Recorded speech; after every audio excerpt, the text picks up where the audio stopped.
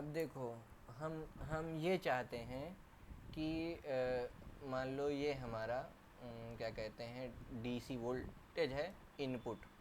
ठीक है, ये इनपुट डीसी है। हम क्या चाहते हैं, थोड़ी थोड़ी देर पे ना इसको ऑफ़ कर लें।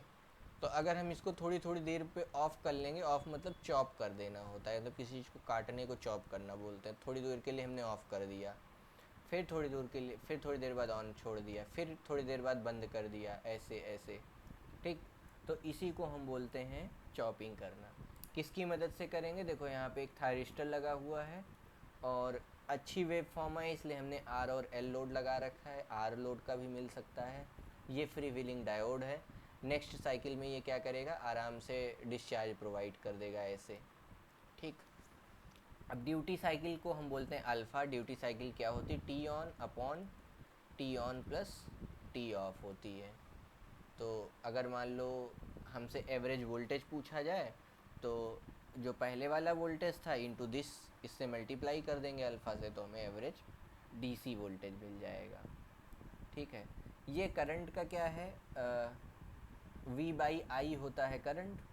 ठीक है, V by R is equal to होता है करंट। तो बस यहाँ पे आर और एल लगा हुआ है, इसलिए करंट एक बार घट रहा है, फिर बढ़ रहा है, फिर घट रहा है, फिर बढ़ रहा है। ठीक है, वो इसलिए ना, करंट एक बार इस रास्ते जा रहा है ऐसे। ठीक है, जब ये बंद हो जा रहा है तब भी करंट जा रहा है ऐसे, तो इसीलिए यहाँ कांस्टेंट करंट हमें दिख रहा है। ठीक है, ये हो गया चॉपर का कॉन्सेप्ट कि हम करेंगे क्या इसमें। देखो आर और एल लगा हुआ है, तो अब मैं एक केस लेने जा रहा हूँ आर एल और ई लोड का, चॉपर के केस में। ठीक है, तो एक चॉपर बनाते हैं जिसमें आर एल और ई लोड है। ये थायरिस्टर हो गया, ये इनपुट हो गया। यहाँ लगा दो एक फ्री व्हीलिंग डायोड, ये लगा दो आर, ये लगा दो एल, और ये लगा दो ई। आर एल और ई। ठीक, अब क्या होगा इसमें,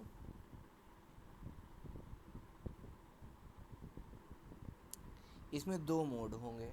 पहला mode, mode one. Mode one में टी एच इज ऑन। ठीक है, और मोड टू में डायोड, फ्री व्हीलिंग डायोड, इसका नाम रख दो फ्री व्हीलिंग डायोड, इसका नाम थायरिस्टर, तो free wheeling diode is on. ठीक, तो अब हमारा जो इनपुट है वो कैसा बनेगा, ये तो हमारा इनपुट हो गया। जो हमारा आउटपुट आएगा वो ऐसे आएगा। ठीक, अगर ये इनपुट आउटपुट है तो यहाँ पर देखो चेंज हुआ है, यहाँ पर चेंज हुआ है, तो जो हमारी करंट की इक्वेशन होगी, एक बार जो है राइजिंग इक्वेशन होगी, एक बार डिक्रीजिंग होगी, एक बार राइजिंग होगी, फिर डिक्रीजिंग होगी। ये हो कैसे रहा है, तो केस वन अगर हम लेते हैं, ठीक है, या मोड वन। मोड वन में क्या होगा कि मोड वन का जो सर्किट बन के आएगा वो हमारा थायरिस्टर हमने क्या कर दिया, ऑन कर दिया है। Free wheeling diode open circuited है। ये रहा आर, ये रहा एल, और ये रहा ई। ठीक है, आर एल ई। ठीक, आर एल ई हो गया, तो ये हो गया वी। तो ये एक इक्वेशन बन गई कि नहीं बन गई। अगर ये इक्वेशन बन गई है तो हम इसको क्या कर सकते हैं, करंट की इक्वेशन लिख सकते हैं, v minus E divided by R. ठीक है, इंटू वन माइनस ई की power minus R T by L. ये होती है इंडक्टर की इक्वेशन, करंट की इक्वेशन। तो वही चार्जिंग के केस में जो इक्वेशन आती वो ये हो गई चार्जिंग। और मोड टू क्या है, डिस्चार्जिंग है। मोड टू में क्या हो रहा है, हमारा इंडक्टर डिस्चार्ज हो रहा है। तो डिस्चार्जिंग के लिए जो इक्वेशन होती है वो क्या होती है, वो होती है आई इज इक्वल टू, ठीक है, वो हो जाएगी हमारी ई बाई आर। ठीक है, ई बाई आर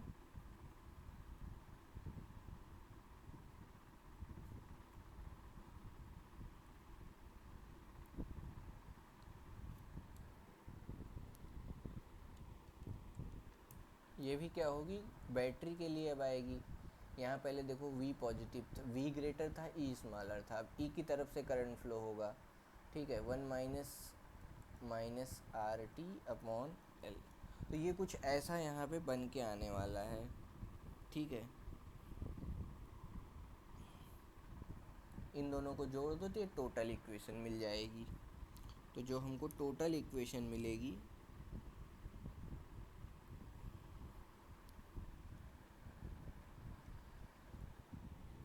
अब मान लो यहाँ पे क्या हो सकता है, कुछ करंट पहले से सेव हो सकता है ना, कुछ करंट पहले से इस इंडक्टर में हो सकता है। अगर ये चल रहा है तो इंडक्टर में पहले से जो एनर्जी होगी उसकी वजह से करंट फ्लो होना चाहिए।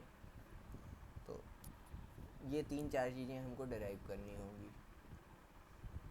आओ देखते हैं पहला केस।